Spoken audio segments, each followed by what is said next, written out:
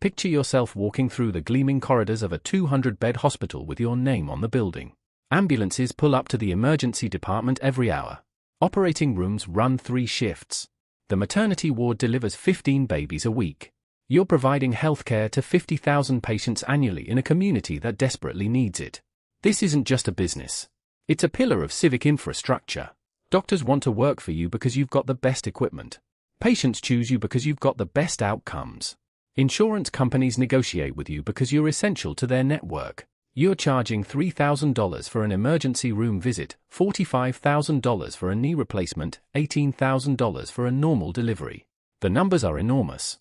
You're doing $120 million in annual revenue. This is healthcare, the most recession-proof industry in existence.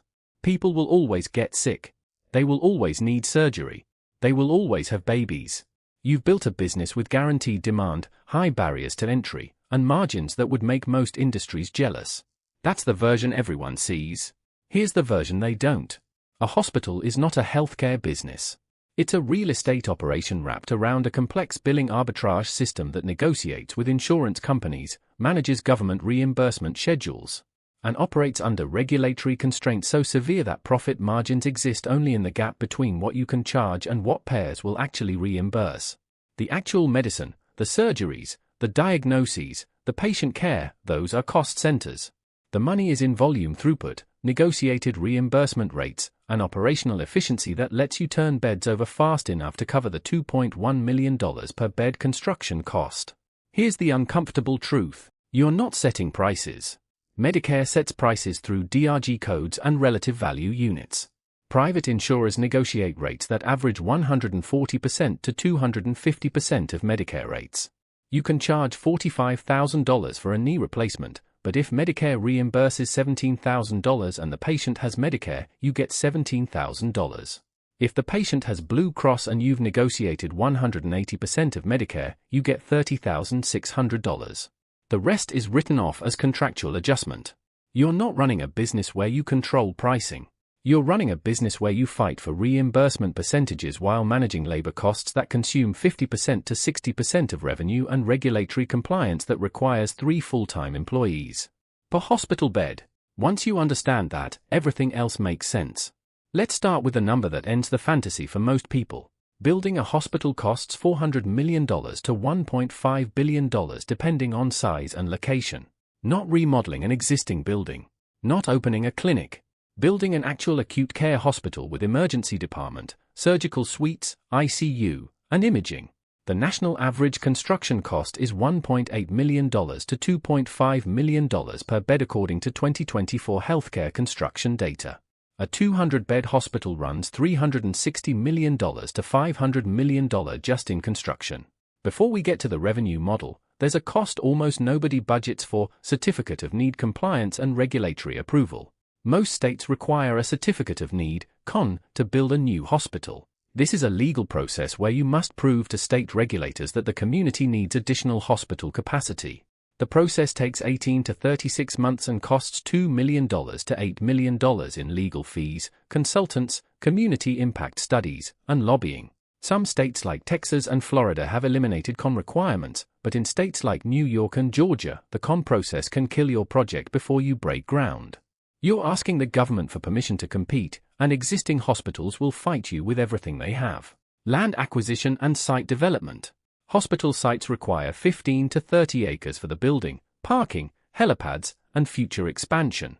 In suburban or urban areas, you're paying $3 million to $15 million for land, plus another $8 million to $20 million for site prep, utilities, and infrastructure.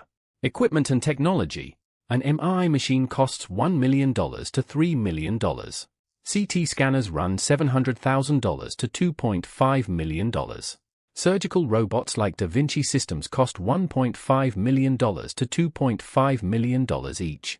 Patient beds with monitoring equipment run $35,000 to $75,000 per bed. A 200-bed hospital needs $60 million to $120 million in medical equipment before you see your first patient. Then there's the IT infrastructure. Electronic health record systems cost $15 million to $40 million to implement. HIPAA-compliant data centers, cybersecurity, and telehealth platforms add another $8 million to $15 million. Staffing and pre-opening costs. You need 3.5 to 5 full-time employees per bed for a fully operational hospital. A 200-bed hospital requires 700 to 1,000 employees. Registered nurses earn $70,000 to $95,000 annually. Specialists and surgeons are often independent contractors, but you still need hospitalists, ER physicians, anesthesiologists, and radiologists on staff or contract.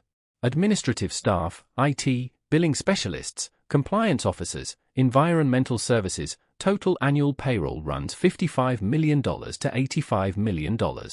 Before you open, you're recruiting, training, and credentialing for 12 to 18 months.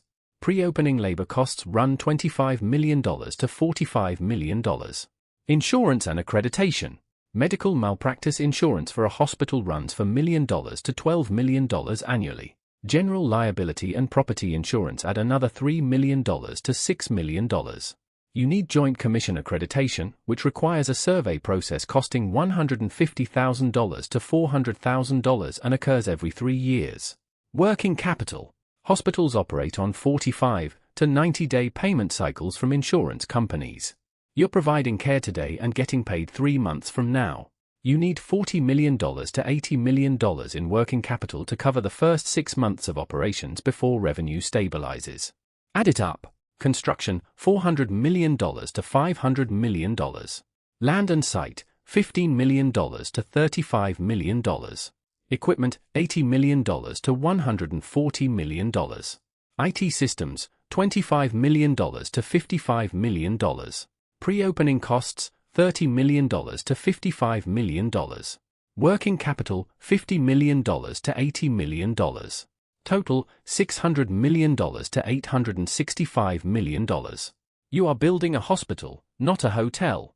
The fact that these numbers are similar to building a strip casino should terrify you. Most people who fail here don't fail for dramatic reasons. They fail because of 3 structural traps that destroy hospitals quietly. The first trap is payer mix deterioration. When you build your financial model, you assume a payer mix, 35% Medicare, 20% Medicaid, 40% commercial insurance, 5% uninsured. Medicare reimburses below cost. Medicaid reimburses far below cost. Commercial insurance is your profit center, it reimburses 180% to 250% of Medicare rates. If your actual payer mix shifts to 45% Medicare, 25% Medicaid, 25% commercial, and 5% uninsured, your revenue collapses by 15% to 25% overnight with zero change in patient volume. Hospitals in poor or aging communities see Medicaid and Medicare climb to 70% to 80% of patients. At that payer mix, you lose money on every patient. This trap has bankrupted dozens of rural hospitals.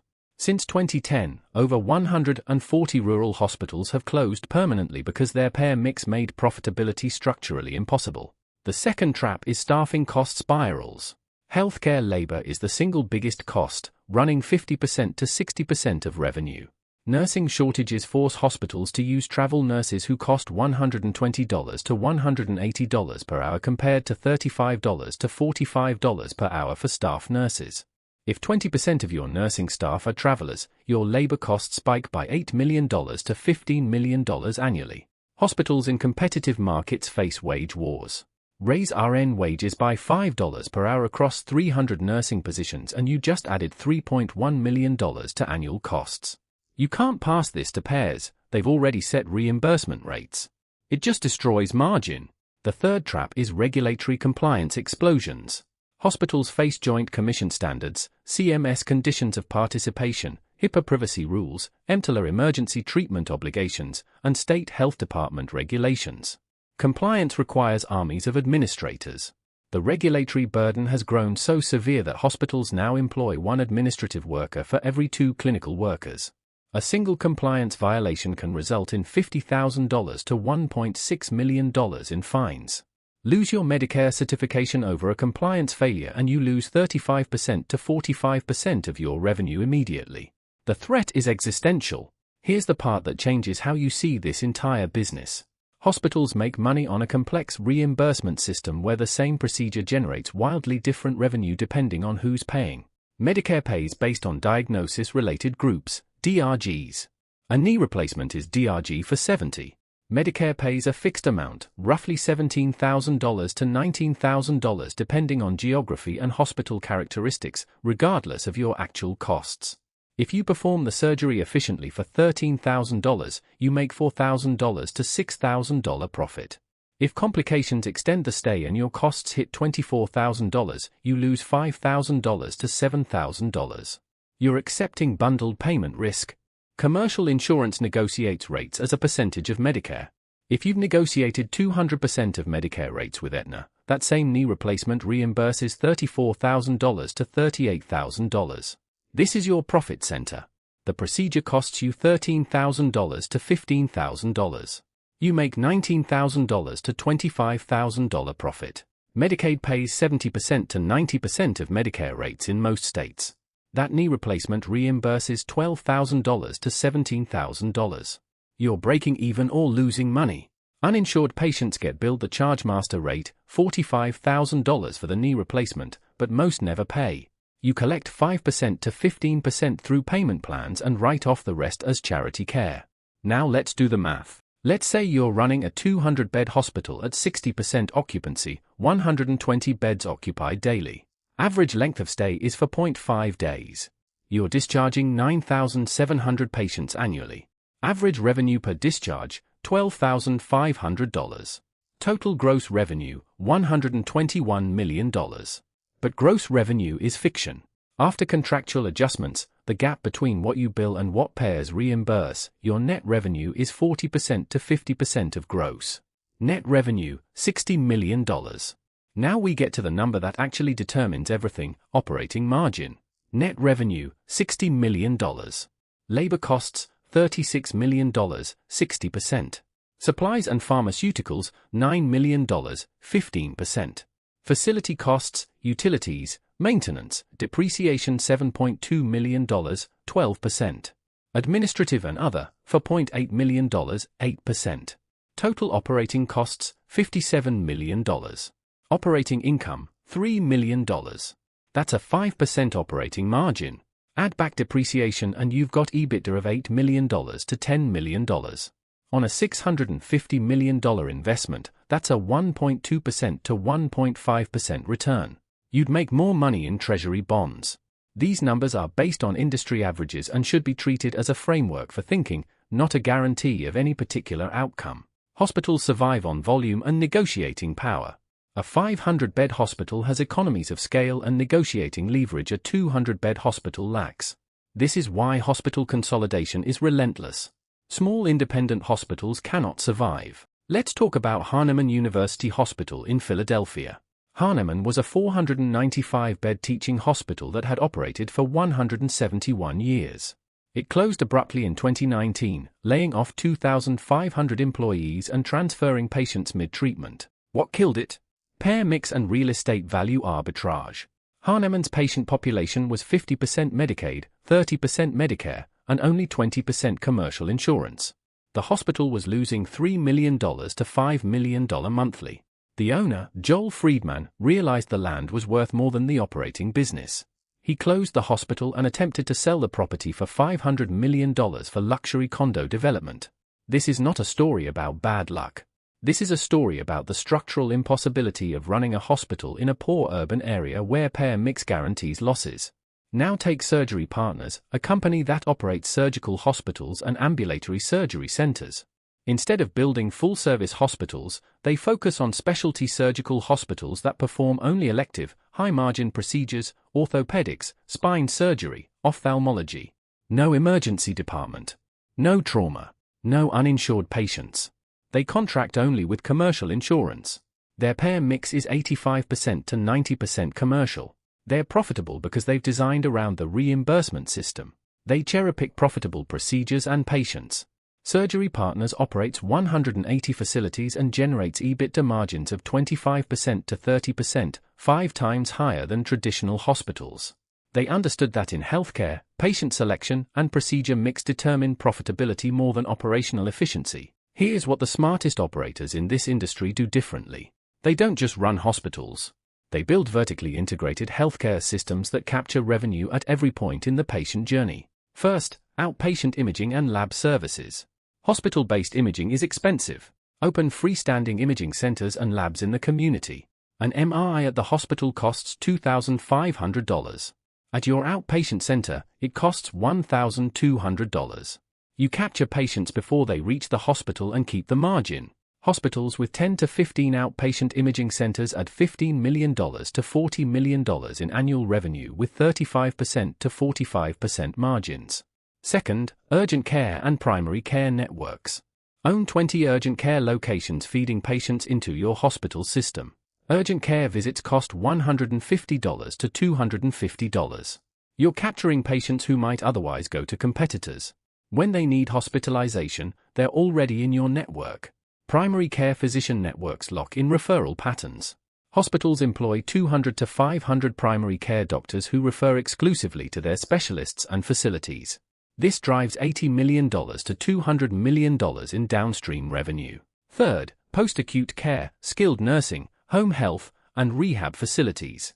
Medicare pays hospitals for acute care, then pays separately for post-acute rehabilitation. Own the rehab facility and you capture both payments. Hospitals with integrated post-acute networks generate $25 million to $60 million in additional margin annually. Fourth, physician practice acquisition and employment. Employ the surgeons and specialists. When they perform a surgery, the hospital gets the facility fee and the physician practice gets the professional fee. You're capturing both revenue streams. Large systems employ 2,000 to 5,000 physicians generating $300 million to $800 million in additional revenue. Here is the honest math, not the pitch deck version, the real version. Good year scenario. Your 200-bed hospital hits 65% occupancy. Payer mix is favorable, 32% Medicare, 18% Medicaid, 45% commercial, 5% uninsured. You discharge 10,500 patients at $13,200 average net revenue. Total net revenue, $138.6 million. Labor costs, $69 million, 50%. Supplies, $20.8 million, 15%. Facility, $16.6 million, 12%.